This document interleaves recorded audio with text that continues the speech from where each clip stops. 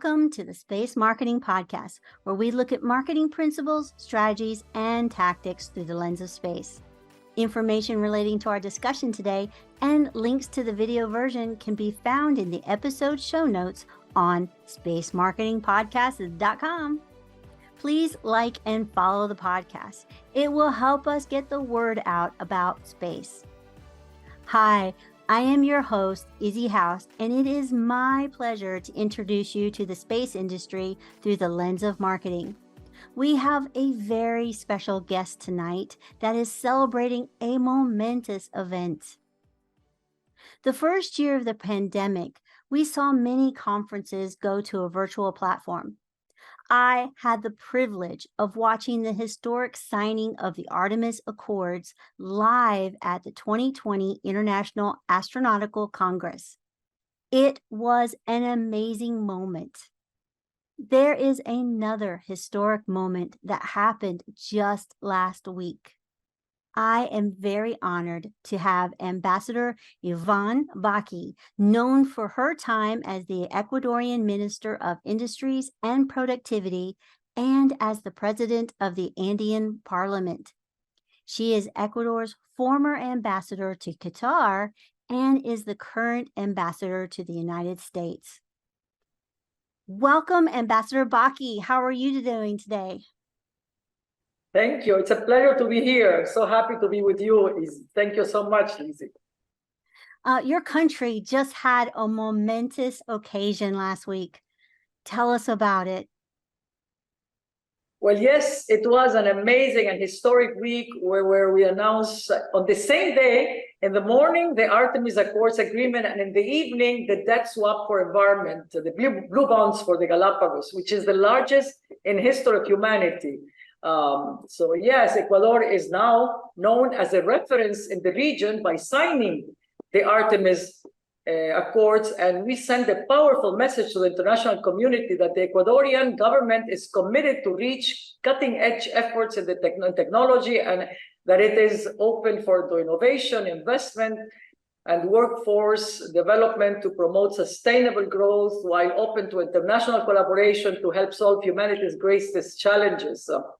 We are very excited that neighboring countries like Colombia, Brazil, and Mexico are part of this group, and now Ecuador is joining as the 26th member country to shape the future, and this important time of fast technological change and having a leading voice on this process.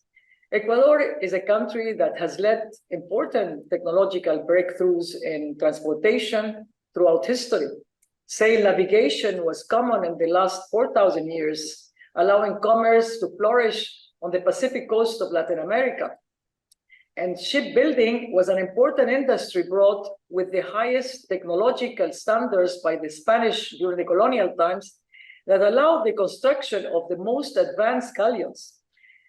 At the beginning of aviation, Ecuador again was at the forefront to the private sector, leading groundbreaking milestones by Elia Liut and Cosme Relena among the first pioneers.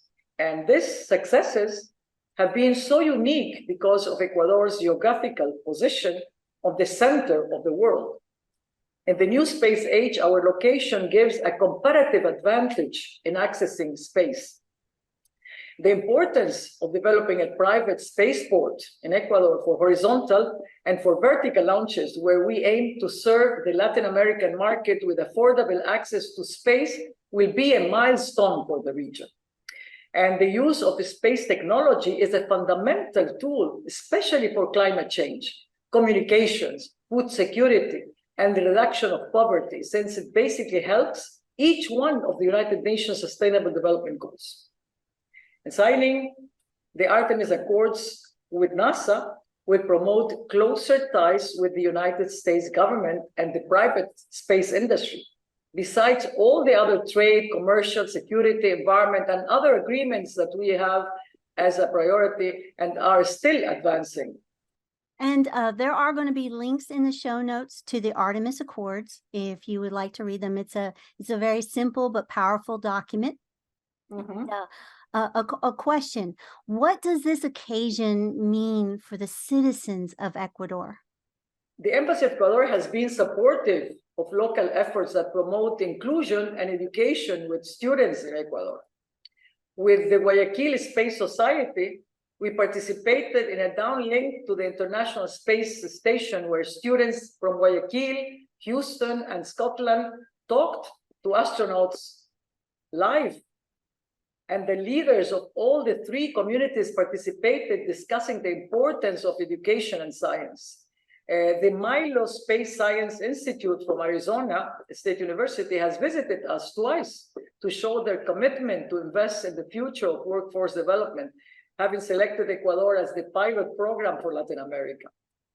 They have signed agreements with American Chambers of Commerce, Universidad San Francisco de Quito, la Escuela Politécnica del Litoral, Universidad de Hemisferios, Universidad Técnica Particular de Loja, and also supporting a space competition is the Universidad Espíritu Santo.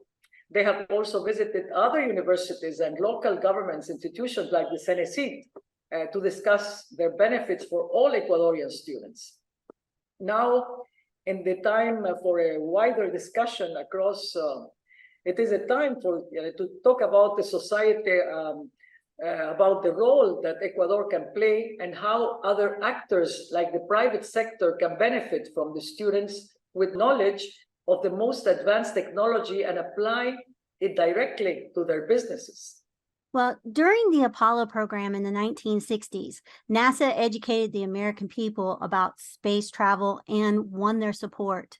Their outreach program have inspired many people to dream about reaching for the stars and ignited multitudes of careers into STEM, aerospace, and space industries, myself included. What outreach programs do you currently have to excite the Ecuadorian people? And what new outreach programs are coming in the future? There are many.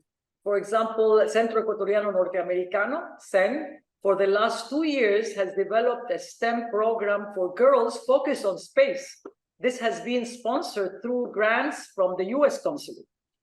Another example is Unidad Educativa, Javier, sent the first seeds from Ecuador to the International Space Station, and the Unidad Educativa Bilingüe Jefferson has developed a new STEM unit and has had an astronaut, Greg Johnson, as a guest. Over 10 schools have participated in the Postcards to Space program with the Jeff Bezos Club for the Future Foundation, with 4,000 students from Guayaquil sending their original artwork to be sent in a Blue Origin rocket to space. The Guayaquil Space Society has been coordinating those efforts, linking up American institutions to collaborate and promote excitement about these new opportunities. The Space Foundation is planning a trip to Ecuador in the month of August.